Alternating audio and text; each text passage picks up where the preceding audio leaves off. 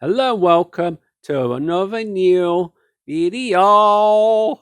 Oh, people, I have an issue. An issue.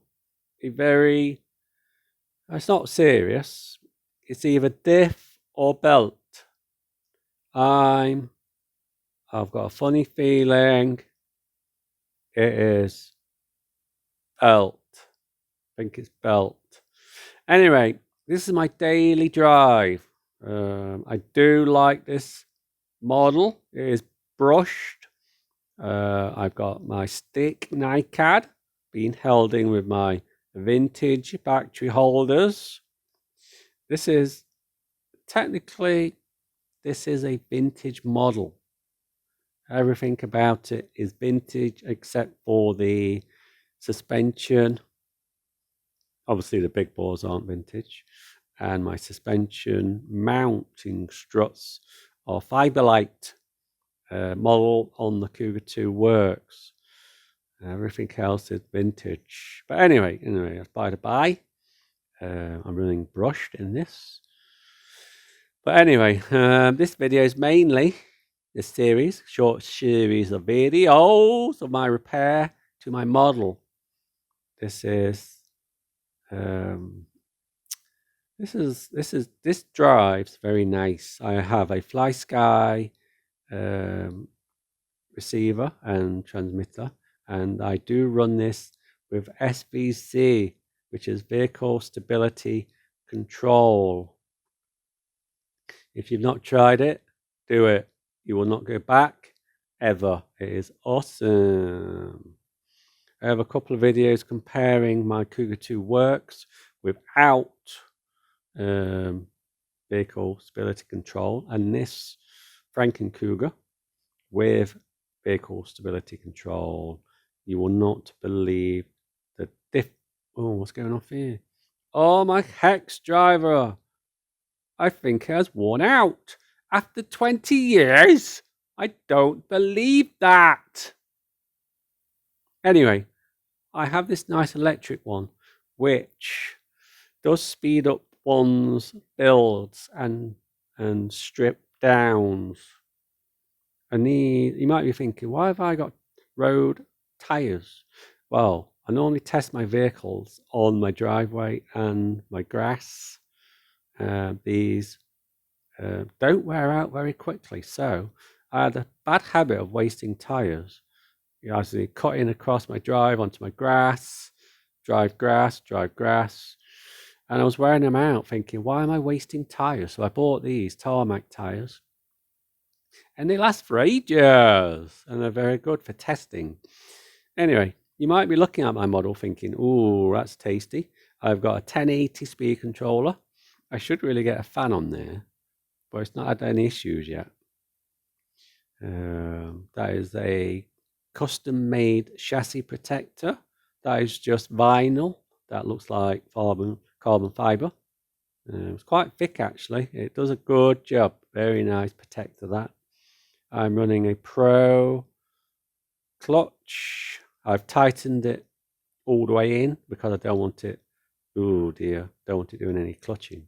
But have you spotted my issue? We have belt debris, people. Oh dear, we have belt debris. My own fault.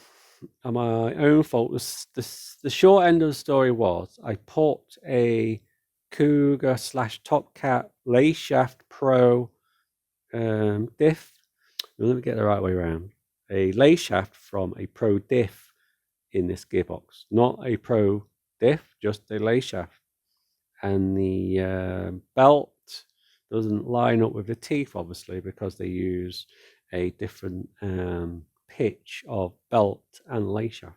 But my infinite wisdom, I decided to put more belt tension on my Pro lace shaft, and it did work. Because otherwise you can't put a Pro clutch on. And this was before the Cougar 2 Works clutch came out, Pro clutch and Pro lace shaft. So what I did, I put a lace shaft from a Top Cat or Cougar Pro diff, And then I just added slight bit more tension to make up for the pitch of the belt, because I used a standard belt.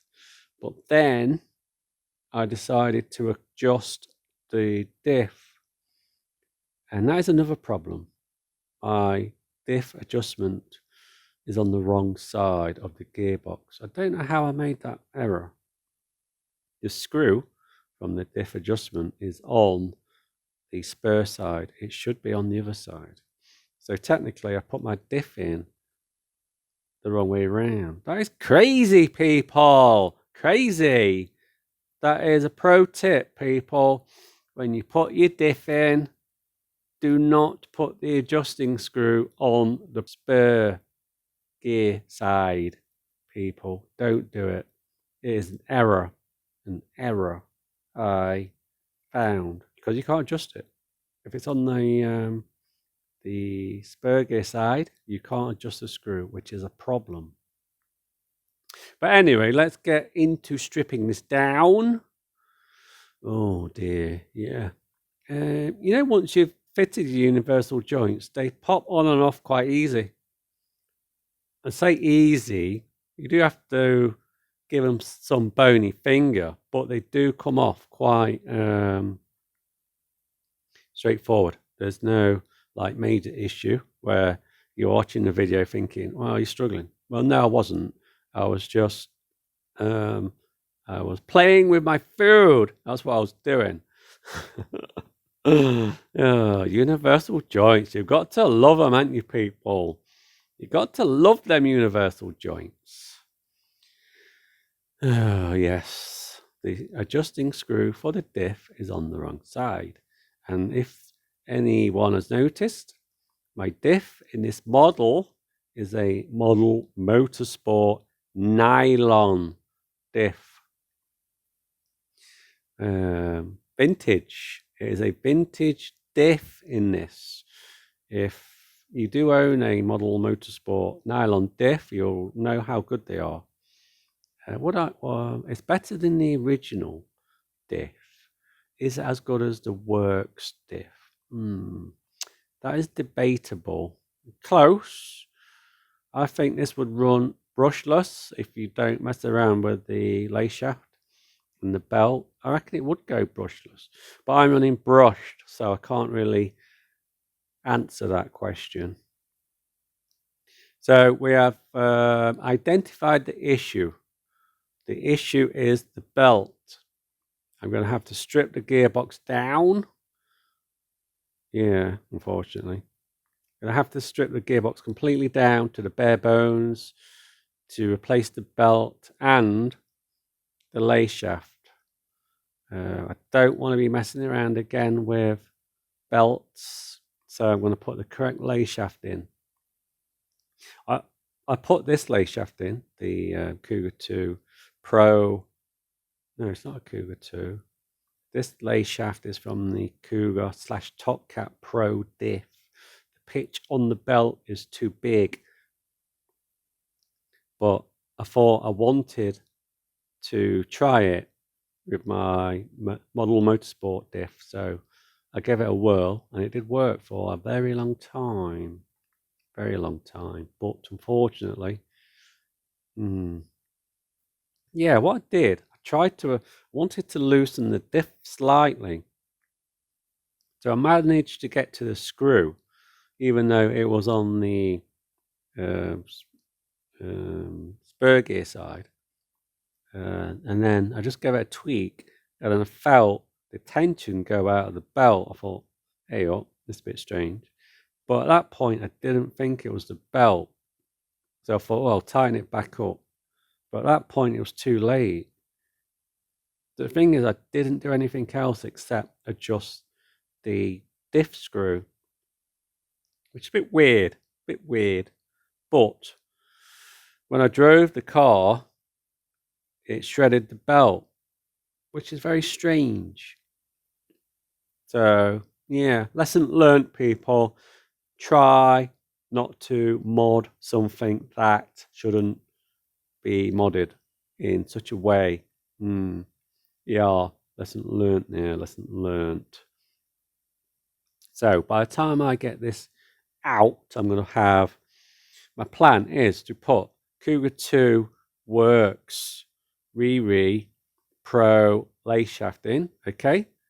You've already seen my clutch. That is, I made that up from parts, so technically I think it is the same as the Cougar 2 Works Pro clutch, so it is the same. But I haven't got a Cougar 2 Works diff in. I've got a model motorsport diff from the 90s. Actually, I think it might be late 80s. Yeah, I think it's from the late 80s because the model motorsport people were making nylon diffs for the Boss Cat. I'm sure they were. That was the late 80s. I'm sure it was early 90s. In that era, anyway, in that era. So here you see it, people. Shredded belt on my model motorsport diff. And my Cougar 2, not Cougar 2, Cougar Classic Pro lay shaft. Yeah, there's my shredded belt. That was an original belt, people. That was vintage. I don't... Silly mistake. Very strange result from something that shouldn't have took the tension off the belt. So there it is. That is what I did. That is what I did, and that was the result. The pitch of the lay shaft doesn't match up with the belt, even though the belt matches up with the diff. But it worked. It worked for a very, very long time until I adjusted the diff. But anyway, my plan is to strip the diff, clean the diff, re-grease the diff. I'm going to put some new ends on it, the universal joint drive shaft ends on the diff. And then I'll put a Cougar 2 Works Pro lay shaft in the gearbox. And then we should be up and running. And that is the plan, people. So you have seen it stripped. You have seen my error. You have seen my foolishness. So, lesson learned from this video, people. When you put your diff in your model, make sure your adjusting screw is the opposite side to the spur gear. Otherwise, you end up with an issue. Yeah, and don't use the Cougar /Topcat Pro lay shaft because the pitch of the belt is too big. But I was trying to be clever. It didn't work. Oh yes, and I'm going to replace the center shaft out of this, and I'm going to replace the thrust bearing because it has an original thrust bearing in here as well, which has the 1mm balls. The new thrust bearings, how many do they have? 5? I think they have 5, don't they? 5 diff balls. This one has many 1mm thrust bearing balls. So here you go. That is the model motorsport nylon diff stripped in front of your very eyes. I would technically, it's very dry. I can't believe how dry that is. It's not been stripped for a couple of decades, so, or a few. Might not have been stripped for a few decades. Possibly, yeah. Yeah, so I would advise that as well, people. Strip and clean your diff. Service it. So let's wrap this first video up. You can see what the series is going to be about. There's only a few videos. So if you want to follow it, this is my strip and repair of my gearbox on my model. So thank you very much for watching. And tune in for the next one, people. And laters.